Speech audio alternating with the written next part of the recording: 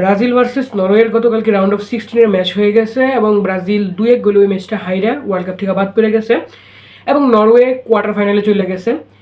এই ম্যাচটা নিয়ে ভিডিও বানানোর ন্যূনতম কোনো ইচ্ছা আমার মধ্যে ছিল না, কেননা ব্রাজিল যে পরিমাণ বাজে খেলছে, যে পরিমাণ ফাউল ফুটবল খেলে তারা এই ম্যাচটা হারছে, মানে হারারও তো একটা কোয়ালিটি আছে। একটা আছে আপনি চেষ্টা করলেন, আপনি আপনার মধ্যে যতটুকু পটেনশিয়াল ছিল ওই পটেনশিয়ালের 110% দিলেন, এরপর আপনি হাইরা গেলেন, এটা ব্যাড লাক। যেমনটা কেপ ভার্দের ক্ষেত্রে হয়েছিল, তারা তাদের পটেনশিয়ালের 110% ছিল।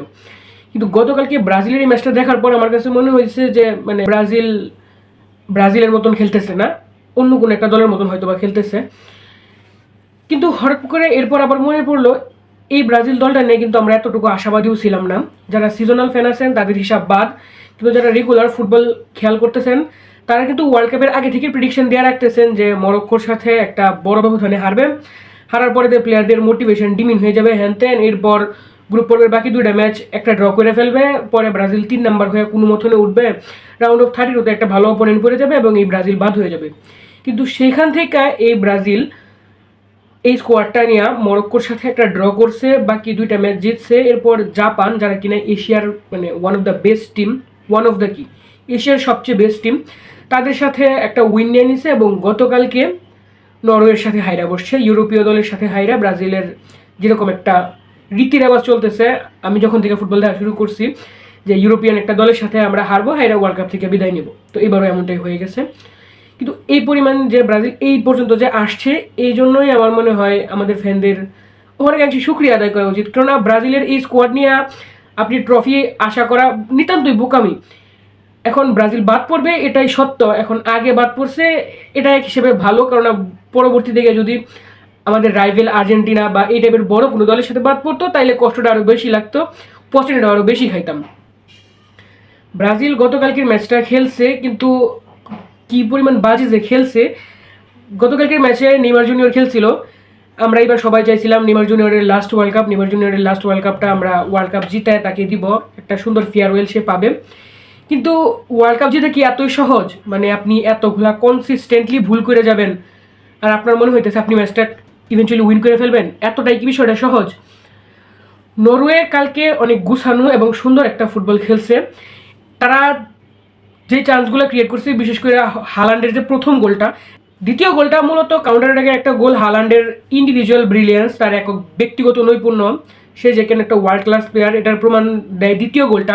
কিন্তু প্রথম গোলটা যে আছে হালান্ডের, ওটা আমার মতে পুরা টিম গেম, মানে পুরা টিমের একটা কম্বিনেশনে যে একটা গোল, মানে তাদের পুরা টিমটাই কি পরিমাণ ভালো খেলছে, ওইটা আপনি তাদের দ্বিতীয় গোলটা দেখলে বুঝতে পারবেন। ব্রাজিল দলে আমার মতে গতকালকে সবচেয়ে বেস্ট পারফরমেন্স দিচ্ছে এলিসন, কেননা এলিসন যদি না থাকতো তাহলে এই ম্যাচ আর অনেক আগেই ব্রাজিলের বিপক্ষে চলে যায়। কারণ আপনারা খেয়াল করলে দেখবেন হাফ টাইমের আগেও কিন্তু এলিসন কয়েকটা ক্রুশিয়াল সেভ দিয়ে ব্রাজিলের বাঁচাইছে, হাফ টাইমের পরেও অনেকগুলো সেভ দিচ্ছে এলিসন।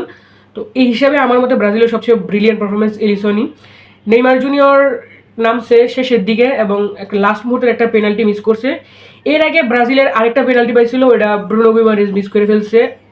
মানে এই যে ব্রুনো গুইমারেজ একটা অ্যাসিস্ট করার পর থেকে তার নিয়ে কি পরিমাণ লাফালাফি হইতেছিল ভাই, আমার লিটারালি হাসি পাইতেছিল এই বিষয়গুলো দেখলে। কেননা মানে ওয়ান ম্যাচ ওয়ান্ডার নিয়ে এই পরিমাণ নাচানাচি করা, মানে এটা সিজনাল ফ্যানদের বৈশিষ্ট্যই। এবং কালকের ম্যাচটা যদি আপনি দেখেন তাহলে কিন্তু আপনি খুব ইজিলি বুঝে যাবেন যে কেন এই ব্রুনো গুইমারেজ ইউরোপিয়ান কোনো বড় ক্লাবে খেলে না, কেন হালান্ড ম্যান সিটির প্রধান স্ট্রাইকার। গ্যাব্রিয়েল ভার্সেস হালান্ড একটা ক্ল্যাশ আমরা দেখতে পারবো, এই আশায় আমরা বুক বাইতে বসেছিলাম, কিন্তু আনফর্চুনেটলি ওই ধরনের কোনো ক্ল্যাশ ঘটে নাই। হালান্ড লিটারালি পুরো ডমিনেট করছে গ্যাব্রিয়েলের বিরুদ্ধে, গ্যাব্রিয়েল লিটারালি চুপচাপ বসে দেখা লাগছে এবং দুইটা গোল যে হালান্ড দিছে, দুইটা গোলের মধ্যে ওই ক্লিয়ারলি গ্যাব্রিয়েলরে বিট করে দিছে। এই সব কিছু দেখার পর এটা অনুমেয় হয়েছিল যে ব্রাজিল ম্যাচটা হারবে, কারণ আপনি কখনোই এটা বলতে পারবেন না যে নরওয়ে একটা ফ্লুকের মাধ্যমে জিতে নিছে, তারা আসলে উইনার ডিজার্ভ করে না। না ভাই, তারা কালকে যে ধরনের একটা ফুটবল উপহার দিছে, আমার মতে গতকালকের ম্যাচের পিছনে যদি আপনি চিন্তা করেন তাহলে ব্রাজিলের তুলনায় নরওয়ে কোয়ালিফাই করার বেশি দাবিদার এবং ইভেনচুয়ালি সেটাই হয়েছে, তারা কোয়ালিফাই করে গেছে। ব্রাজিলের বিশ্বকাপ যাত্রা এখানেই শেষ।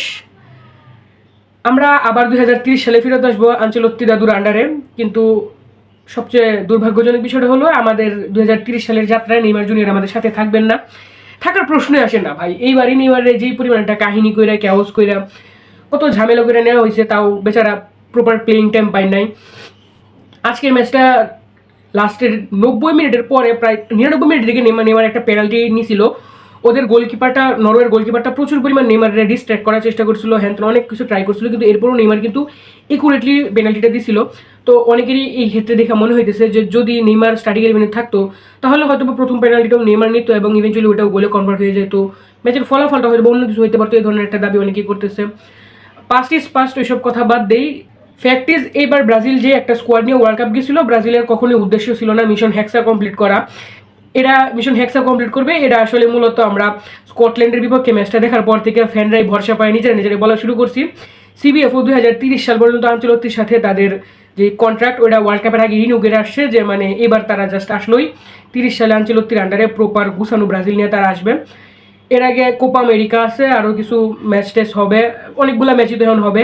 আঞ্চলতি প্রপার টাইম পাবে ব্রাজিল দলটা নিয়ে কাজ করার, সব কিছুই হবে। কিন্তু নেইমার জুনিয়রের এই বিদায়টা আমি পার্সোনালি খুব মানিয়ে নিতে পারতেছি না, কেননা আমি ব্রাজিল ফ্যান হয়েছি বা আমি ব্রাজিলের খেলা দেখা শুরু করছি শুধুমাত্র নেইমারের জন্যই। আমার কাছে লিটারালি কান্না আসতেছে নেইমারের এই বিদায়টা নিয়ে। এখন থেকে ওয়ার্ল্ড কাপ নিয়ে মাতামাতিটা কমে গেল, এখন জাস্ট স্মুথলি বসে অন্যদের ম্যাচগুলো এনজয় করবো, প্রেশার নাই আর কি, যে দলই জিতুক জাস্ট দেখবো, এই তো।